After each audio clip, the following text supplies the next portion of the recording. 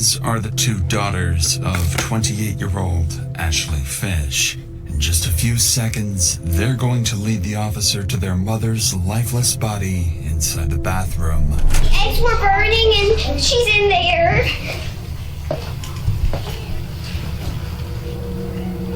Oh. And as What's good, YouTube?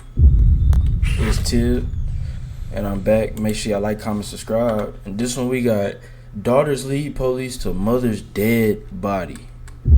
Make sure y'all follow all the socials down below. Make sure y'all like, comment, subscribe, and follow the clothing brand Jesus Love Y'all. Let's get it. You all right, babe? The door was locked in the room. Yeah. And Okay, can you sit right here for me? these are the two daughters of 28-year-old Ashley Fish. In just a few seconds, they're going to lead the officer to their mother's lifeless body inside the bathroom.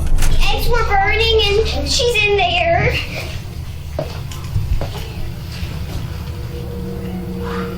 Oh. And as the oldest daughter bravely guides her siblings to safety, police are still unsure whether this was self-inflicted or if there's a killer on the loose. But they'd eventually discover that Ashley's killer is closer to home than anybody expected, pulling investigators into one of the most tragic domestic dispute cases the state of Louisiana has ever seen. Of course it's Louisiana, bro. What the freak? Is she alive? No, she's not.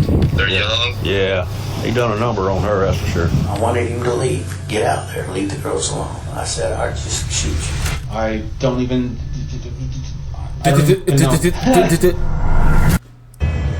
Bro said, I don't.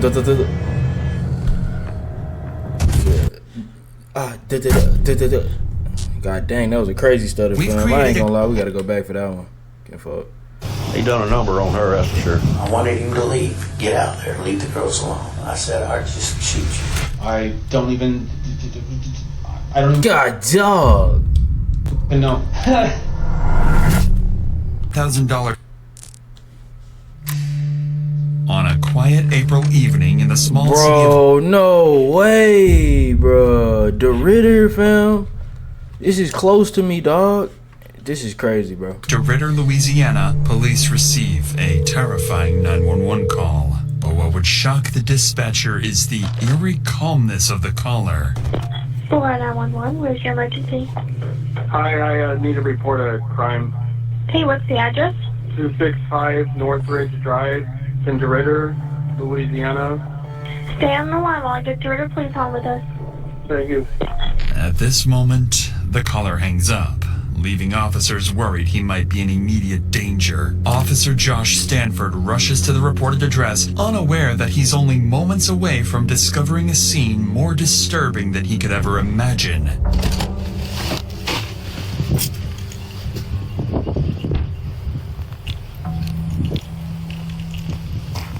You all right, babe? The door was locked in the room. Yeah. And Okay, can you sit right here for me? yes. Is anybody in there? No. My sisters are inside right there. Okay. And we got my mommy. The eggs were burning and she's in there. Okay, y'all come in here. Come right No, here. I don't want to go. Come here, stay in here, stay in here.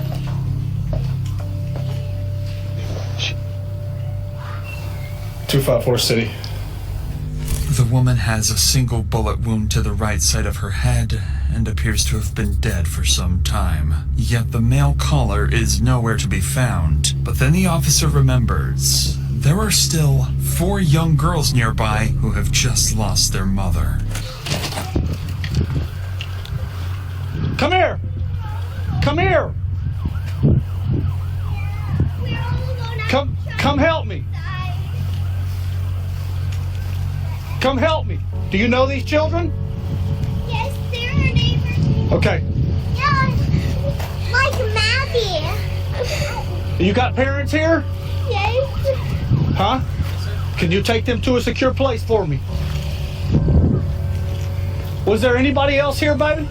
I don't think so. I don't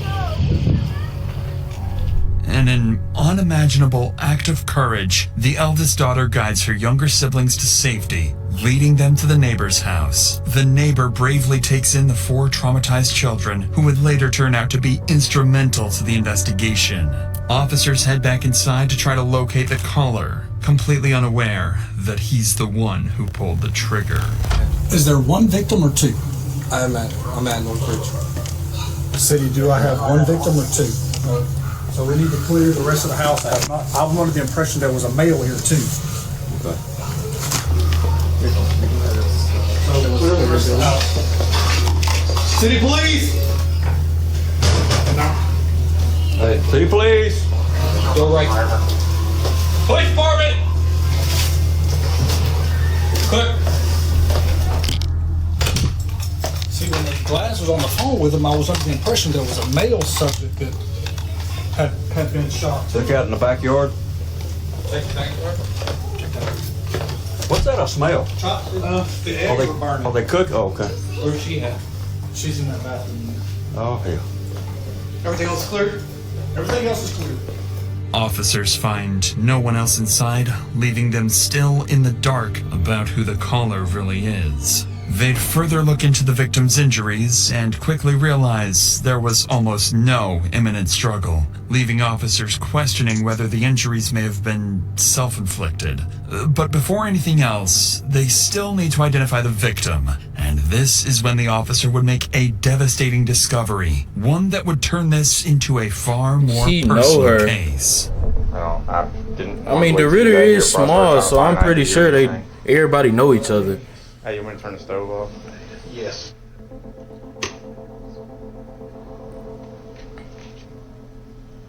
Ashley Fish. Nobody else. You said kids were in the house, They're across the street. Ashley Fish. I'm assuming young, based off of what I'm seeing here. I went to school with her. Did you? Yeah. So she's from East Beauregard? Yeah. And moved away. She any kin to Josh Fish? No, I don't think so. She's your age though, or? Yeah. We graduated together, so we're about the same. That's crazy. Whoa. What's that? I just built a budgeting app in Base 44. Guys, Nina just... Lead Detective Cooley immediately recognizes the name, 28-year-old Ashley Fish. He knew Ashley as a DeRitter local, someone who married her high school sweetheart and had only recently moved back to Louisiana from Texas. Determined to find answers and uncover who murdered his friend, he turns to the neighbors for more information. Meanwhile, other officers begin reviewing neighborhood CCTV footage, searching for anyone who may have been at the house besides Ashley and the children. And they're about to discover that someone else was indeed inside. Someone who is already on the run. Detective Cooper, Beauregard Sheriff's Office. Jeff Brown. Nice to meet you. From Beaumont. Detective Cooper, Beauregard Sheriff's Office. Jeff Brown. Nice to meet you, sir. Yes, sir.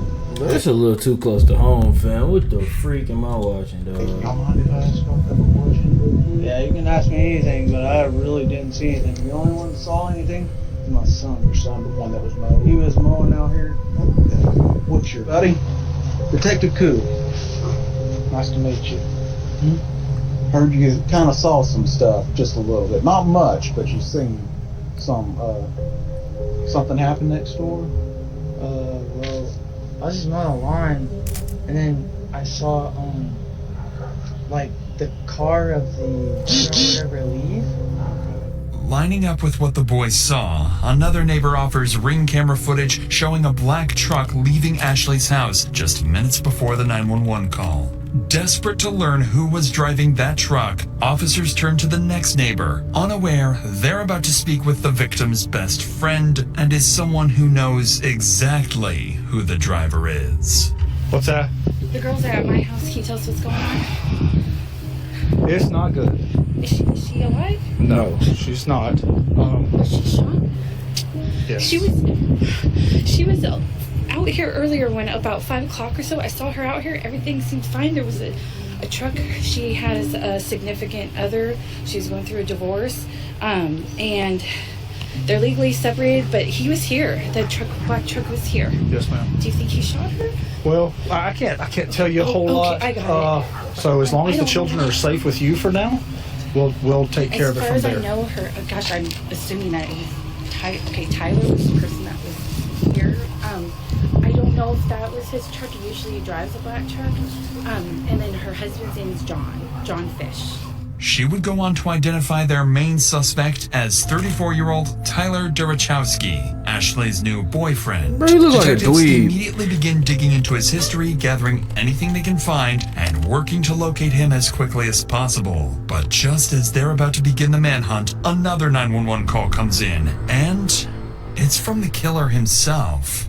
Hi, I need to turn myself in to the police. Okay. I don't want to do this.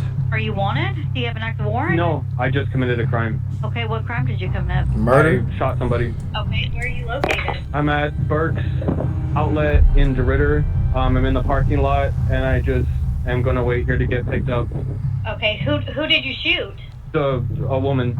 Okay, what is her name? Ain't no way it's this easy. Officers It just rushed to fell in the address he gave. ain't even try to put an up a empty fight. parking lot. Still baffled as to why he confessed and Nah, why it took him facts. so long to come forward. Knowing he likely killed a woman in front of her children, they brace themselves, fully expecting anything to go wrong at any moment, or even an ambush.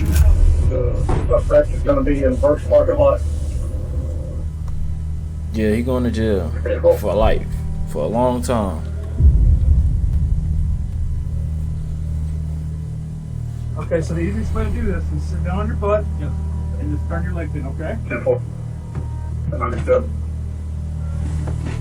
Are you out with that subject at first? Can I disconnect?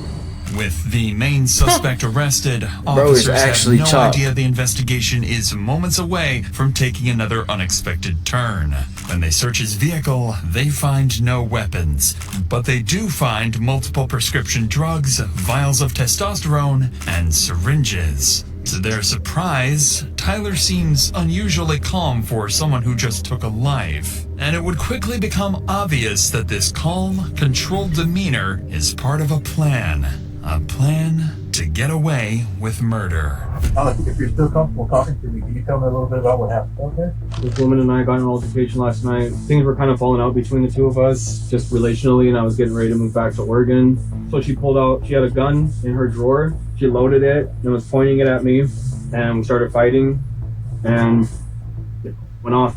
Tyler insists he shot Ashley in self-defense after she pulled the pistol on him, immediately complicating the investigation. Once he's brought into the station, officers relay this information to the team at the scene, who would begin searching for anything that might support his claim. And unexpectedly, they do find one piece of evidence in Tyler's favor: the murder weapon itself. Here's what I've got right now. I know you got a lot of information coming in. Cameron has got the suspect, Tyler Grabowski, Over at Park Terrace. He gave himself up without any problems. and he told y'all that he did it. Yeah. Check out how this app helped me buy whatever I want in my favorite game. Unlimited money makes it so you can get what you want from the game. You see the hair in it? Yes. I've called in the serial number. It's gonna be a Smith & Wesson. She been here for a minute? If I had to guess, I mean, 'cause she's still having some coming out of the wound. She's still pretty warm, and if I had to guess, I'd say it's been between 45 minutes and an hour and 20.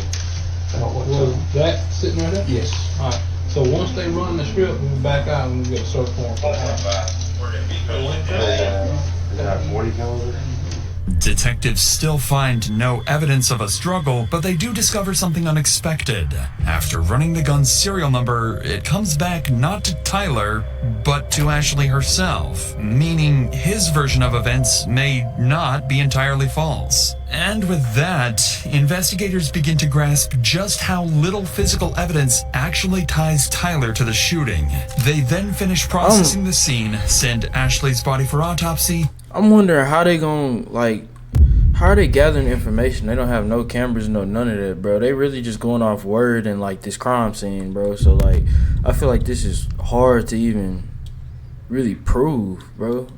And her phone for forensic examiners to be unlocked. Shortly afterwards, the grandparents arrive at the scene to pick up the 4 traumatized children into their care. It's at this point that it becomes clear. The oldest daughter witnessed something she will wish she never had. I've got some great strawberries. Yummy. Yummy. Are y'all hungry? The one you want to talk to is yeah, she supposedly told my wife that she saw something and she didn't want to talk about it. Hey, my babies. Hey. Hey, baby. Here, I'm gonna pick you up. This brings a small sense of relief to the officers, knowing the children are finally away from the horrors inside. But now comes the most difficult part, calling Ashley's ex-husband, John, and informing him that she is dead. Lead Detective Cooley asks John to come to the station for questioning as soon as possible, and while Tyler anxiously waits for his chance to speak, detectives make a deliberate decision to start with John instead. But the longer Tyler waits, the more agitated he becomes, and by the time they will finally sit down with him, he will snap. I've never had someone do that to me. I've never had someone get that mad at me that they load a weapon.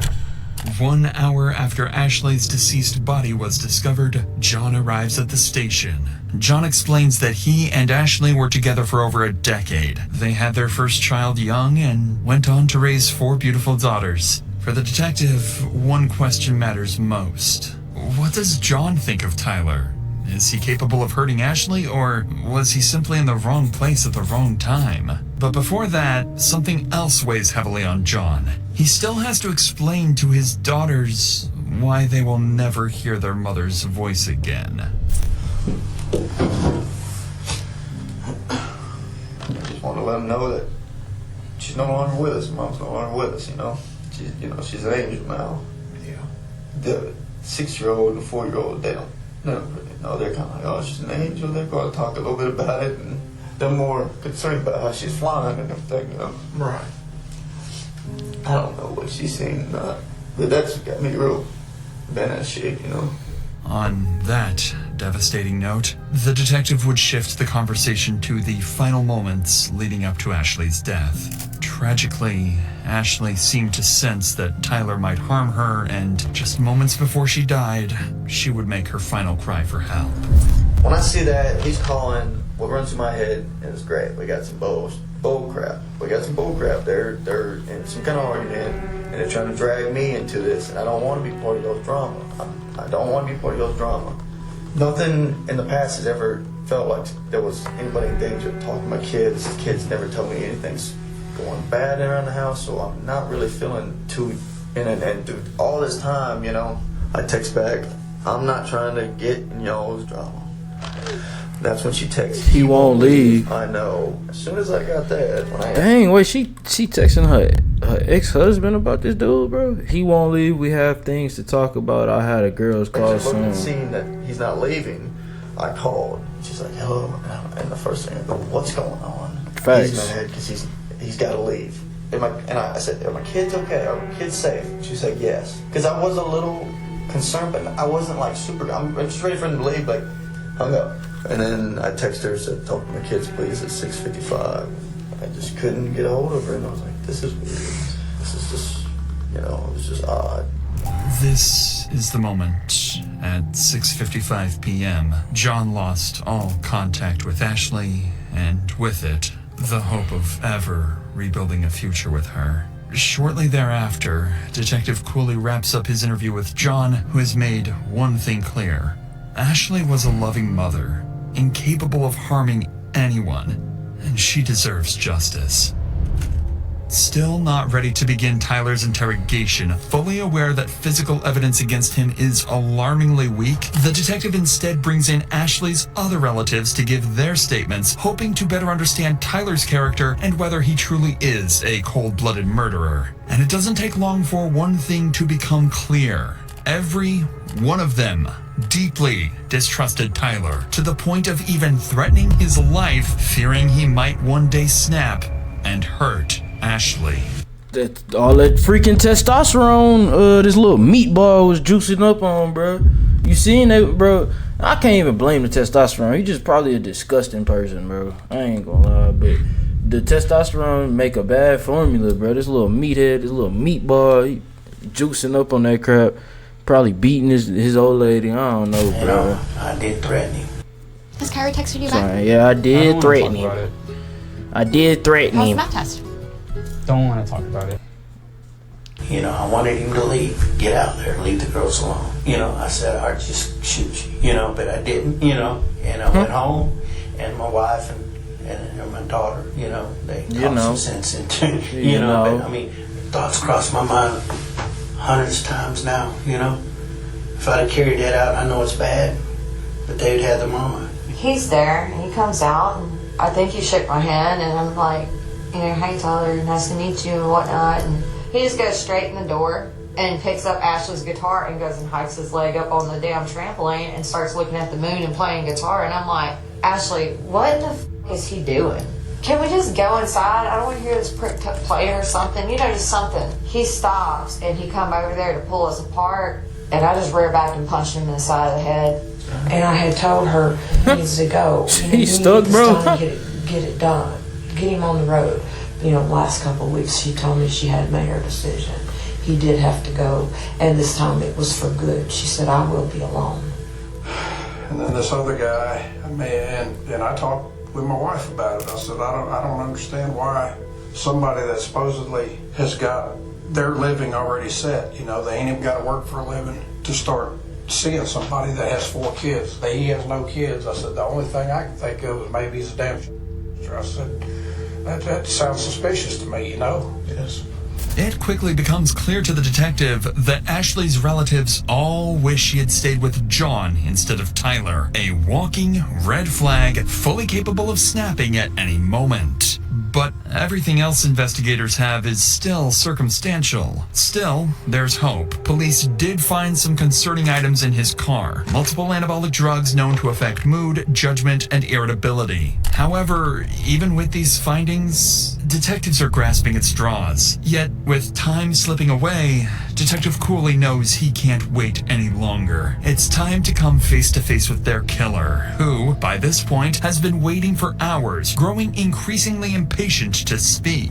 With the right lawyer, he has a real chance to walk free. Without one, a single wrong word could now cost him his freedom for life. And for Detective Cooley, this isn't just another case. Ashley was his friend, someone he had known for years. Now he has to sit across from the man who has already confessed to killing her. Okay, if I record, it's just help me keep everything in track. So. My biggest thing is I want to know who you are, because that's very important. We need to know who Ashley is. That's very important. It's not just the events of what happened tonight. It's the whole totality of the history with you guys, because that's going to help best explain everything that led up to where we're at. I'm gonna tell you that you remember the saying, "The truth will set you free." Mm-hmm. The truth will set you free in here. It's up to you. I can't make you. I would love to know. We would all love to know, just for the sake of you, and for the sake of Ashley, obviously. I mean, I feel like giving a statement just because I'm here. I don't know how long we wait for a lawyer to get here or whatever, but I just wanted to talk about what happened, tonight. So I don't know if that's, I think it's important, because right now we've got, obviously, I think I need to tell what happened. I left about 6 p.m., a little around 6 p.m. I'm not even quite sure when it was when I called the actual police department or called 911. What I had left it as, there were 4 children in the house and a woman. From the outset, detectives suspect Tyler has a plan, and that turning himself in may have been his first step in trying to appear more innocent. And as the interrogation unfolds, that plan becomes crystal clear. Everything that happened that night How do they start to realize it? According to him, Ashley's fault. The woman and I had an altercation. He's trying to get off of self-defense. She had a bullet in her head. Never initiated violent contact on her like that. I'm not the one that pulled the gun. I don't have the gun. I don't want the gun. I don't want to in disputes with a gun. No intention to shoot at you. No. I've never had. I don't want to take a mother away from her 4 kids. That's not my thing. I closed the door. That's not my thing. I locked the bedroom door to the bedroom so the kids don't go in there. I had emptied out the gun. It was empty, and I left it there, and I went out. I didn't know what the fuck to do. I'm sorry. I wasn't perfect. The kids were there. there's a 9-year-old there that's really responsible and was watching the kids. The neighbors were outside across the street, or I had seen neighbors outside at one point across the street. I felt like I just needed to go and be like, this just happened. So I drove to the parking lot down the street and just called 911. In Tyler's own words, the shooting was merely an altercation. But what stands out even more is how he refers to Ashley only as a woman, never as his partner or ex. Up until this point, Tyler has not shown any emotion when talking about Ashley, but detectives can sense something beneath the surface. Tyler avoids eye contact. He rambles, fidgets, and appears restless, almost like he's on the verge of a breakdown. The moment detectives ask about Ashley's children, Tyler would finally He crack. fake crying, bro. It's so easy to become a podcaster with Riverside. First, go to Riverside and open an account. Buddy is faking. And she's got how many kids? 4 kids. Were they all at the house tonight? Yes. Okay. This is the first real emotion detectives have seen, but they needed to determine whether this is genuine guilt, a calculated tactic, or emotional instability tied to his anabolic substance abuse. Aware that Tyler could shut down the interview at any moment, Detective Cooley grows more cautious, so he starts carefully probing Tyler about any problems in his relationship with Ashley. And this is when Tyler would slip up. I was married for 5 years, and I felt like a man of honor, and I had a ring on, and I was proud of it. I was proud to be married. I was proud to be a good husband, and I fell into this weird relationship that I never wanted, to be in. I've never wanted to be a part of, and I just went down this road that I just kind of felt like I could never escape from. It was like drowning in it, So I'm just like I was able to divorce in Oregon, it went through in just a couple months, and it was finalized and it was done. Her thing has been a year. Right. It takes a year for them to do the separation process and everything, and so we've just been kind of in that whirlwind of back and forth with everything and stuff, and I've thought about leaving multiple times. I've wanted to leave multiple times just because it's kind of too much to just take, being like, am I taking this man away from 4 kids, like his 4 kids, whatever. I just have felt I felt a lot of guilt in my life in this relationship. According to Tyler, he felt guilty and was planning to walk away from the relationship. But detectives already know this isn't true. Ashley's ex-husband has already shown investigators messages in which she repeatedly complained that Tyler refused to leave. Additionally, detectives uncovered love letters exchanged between Tyler and his ex-wife. Love letters? What the freak? People still do this? Proof he wasn't trapped at all. To my love, by the time you see this letter, you're miles away from me. Don't be mad. I hid one last love letter in your things. You defeated the world to get to me. I'm never going to forget about you. Don't forget about me. I hope you're ready for when we meet again. It's clear to the detectives that Tyler left his marriage by choice and could have gone back at any moment. Yeah, bro might be a psychopath. Detective Cooley would push further into the dynamics of their relationship, asking whether things had ever turned abusive. It's at this moment that Tyler's mask would slip, revealing a deep insecurity about his masculinity and a resentment towards Ashley. Well, I'm pretty sure bro got some insecurity about his masculinity if he taking testosterone, bro. Like, what the freak? And his corners thinning. Yeah, most definitely. Speaking of, that means y'all need to go subscribe to, should be like up here somewhere, my barber channel. I'll show you how to get them corners right. That's off topic though, but Buddy definitely losing it, fam. He definitely has an insecurity about his masculinity. If bro taking testosterone pills and he losing hair, oh yeah, that's enough right there. They'll do Has it. it ever become physical? Has she ever hit you, struck you, kicked you, slapped you? Slapped a couple times, just not slap with things, shoes or something like that. She's hitting me with shoes and stuff. Out of anger? Frustration, yeah. She hits you hard? I mean, just I don't want to sound like a D. I mean, she just slapped me with her slippers. We're talking about it's kind of like that across when she was mad about something. Yeah. Okay. So, the way I picture is if my wife's agitated with me or aggravated with me, she pops me with something. Yeah. Are we saying something like that, or are we saying she aggressively No, pops you with something. I'm saying middle ground of that, just kind of pissed about something, but just that's how she's reacting to it. But she wasn't overly I'd never seen a level of aggression to this before with a gun. I don't know where that came from. I have no idea. I've never seen her do anything, pull any shit like that ever. I didn't even know she could. But now, Tyler would inadvertently reveal something far more disturbing about himself. As part of their custody agreement, Ashley wasn't allowed to have anyone stay overnight, including Tyler, a rule he knew very well. And as soon as their relationship began to fall apart, Tyler's first instinct was to expose that violation to her ex-husband, knowing full well it would cost Ashley custody of her children. And so our relationship was really falling out here, and I threatened to tell him the truth when I was getting ready to leave. I was going to call her husband and be like, I have to spend the night here. I don't know what legal ramifications it's going to have for you guys in your life and your world. I've been in this relationship with you. This relationship has hurt me in a lot of ways. I've sacrificed a lot of things. And for me to go and have closure, I think that I'm just going to let John know the whole truth. I think he deserves to know the truth. And I'm sorry. It was kind of an ugly ending for both of us, this woman and I. Tyler has just shown how quickly he can retaliate and how easily he could justify harming Ashley whenever he felt the need to do so. But according to Tyler, what happened next wasn't just another argument. He claims Ashley suddenly escalated the situation to a deadly level by pulling a gun on him. She has a loaded gun, or she has a gun in her drawer next to the bed, and I was in the bedroom talking with her, and she loaded her gun and cocked it back and basically told me that she wasn't going to let me call and tell.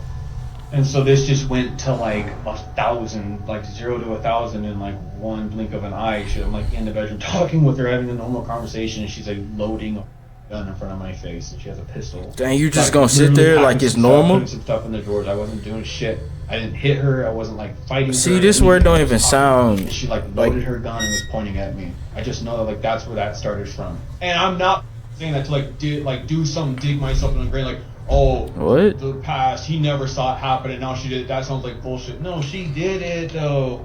I'm a man. I'm a lot stronger than her. I was aggressive, but it was she's shot that gun before. She knows what the fuck she's doing with it. I don't shoot guns. I didn't barely shot a gun in my life. And so the whole way it happened, I feel like for me, I didn't mean to do anything. I didn't mean for her to do anything. It was basically felt like it was just fighting for my life, and I feel like it was this is how it ended.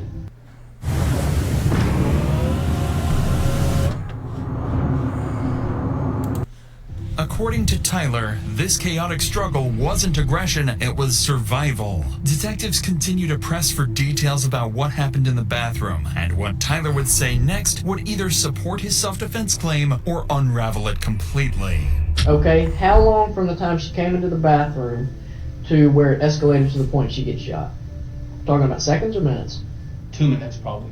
Talk to me just about struggling. Those 2 minutes. Talk just to me fighting, about trying to. It's a combination of talking, moving the gun around each other. Just I'm trying to grab her. I'm trying to hold on to her. It's just it was just felt like it was fight for survival. I don't know what was going on. I felt like she was going to kill me. So at no point you stripped the gun from her and had the gun in your hand totally? Not until it was over. Not until. Yeah, because if you do strip her and then get the gun in your hands, and if you still pull the trigger at that point, it's is that OC? Because now you in control of the gun. You get what I'm saying? I don't know. Maybe I'm overthinking it, but bro is definitely guilty. He can't go down for self-defense, fam. Because even if he took the gun, he still would have the authority to pull the trigger or not. At that point, he could have just took the gun and left. You get what I'm saying? It didn't even have to come down to nobody getting shot at all if it even was actual self-defense. And he got control over the gun. That's a lot, bro. But for those of y'all that understand what I'm trying to say, you get it, bro. Was she on top? Behind. You were behind. Kind of in this, kind of trying to do a chokehold shit thing or something. She was trying to get the gun to me, so it was just in our general facial areas. Okay. After the shot, what happens? I don't even. I stood there and I couldn't believe what the fuck happened. And the first thing I thought of was I have to call somebody. I have to get someone here. I have to stand up. But you didn't do that. Tyler is becoming increasingly more agitated, forcing detectives to call a short break, concerned that pushing any further would cause him to shut down completely. But the moment they step outside the interrogation room, everything changes. new evidence comes in, and it directly contradicts Tyler's story. Tyler claims Ashley had the gun in her hand, and they were fighting over the weapon. But when Ashley's body was discovered, her phone was still in her right hand, her dominant hand, meaning she hadn't been holding a weapon in the moments before she was shot. That's smart how they even pay attention to that kind of detail. Ashley's hair was found inside the barrel of the gun. Combined with skull fracture patterns, it proved the weapon had been firmly pressed against her skin when fired. This wasn't self-defense. This was a cold-blooded execution. This was exactly what detectives needed. Armed with this evidence, Detective Cooley re-enters the room, and this time, he's ready to confront Tyler about his story. But to the detective's surprise, his controlled demeanor has disappeared, and Tyler is about to lash out. Well, do you feel like it probably just got out of hand? Yes, I think our whole relationship was out of hand, and I think that I've never had someone do that to me. I've never had someone get that mad at me that they load a weapon. Alright, relax, meathead. We're asleep. It was 2 nights Relax, ago. buddy. She cocks it back, and she's standing there like all cocky, looking at me like she's gonna she knows what she's gonna do with it. I mean, why not? If this lady's got a gun, why not just get the hell out of there? Facts. She's never done anything like this before. The other night, 2 nights ago, I don't even know why I let that go.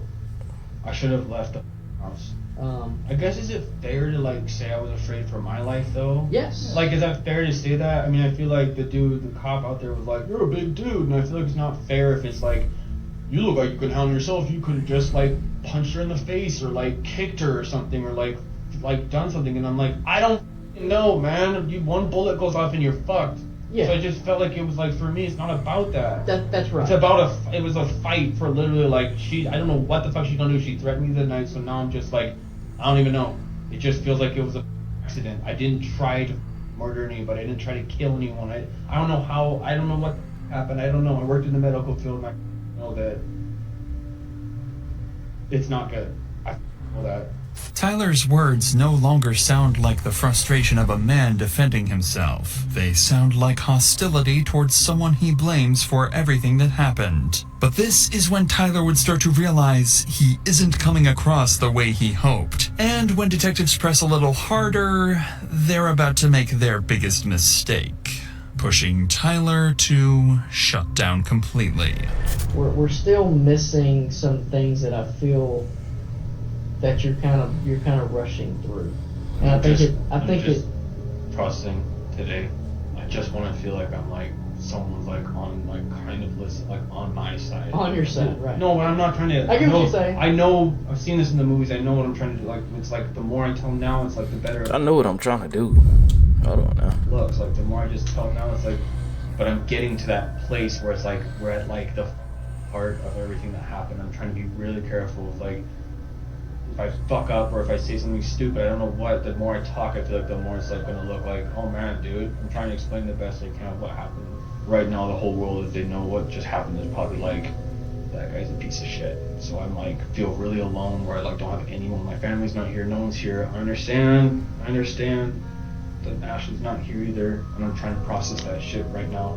I don't know. But what we're gonna do is we're gonna refrain from any more questions. Understood. If you feel compelled to re-engage or say anything, you are more than welcome. I appreciate you guys being patient with me. I know you guys gotta do this with people and stuff, and I'm not trying to tell you guys that don't want your counsel, and I don't want to tell more and more and more. I just feel like I'm at that point, looking at that piece of paper when I told you I want to be able to tell someone that's I'm kind of sitting here going I hear what you're saying, maybe don't say anything, maybe some counsel. I know you guys are counseling me right now, and I'm appreciating it, but I need someone else that just feels it's does this, man. It's at this point that Tyler refuses to answer any more questions until his lawyer arrives. But with the evidence stacked against him, Tyler would ultimately be charged with second-degree murder and 4 counts of child abandonment. He would go to trial maintaining that he acted in self-defense, but the state's case would be overwhelming. Tyler would be found guilty on all charges and sentenced to life in prison with no chance of life in prison. Parole. Thank you for watching and supporting our team. I knew it, and I knew it. I knew bro, I said he should have got life. The image of those little nah, that was kind of, that's sad. Seeing them little girls walk away like that, bro. They gotta grow up without a mother, bro. It's crazy. Make sure y'all like, comment, subscribe. I'm Ted, and I'm out.